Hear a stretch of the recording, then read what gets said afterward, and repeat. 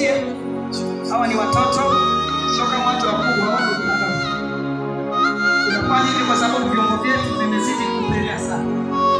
Nafikiri meza ya pale ijayo kila mshirika atanunua kikombe chake sasa.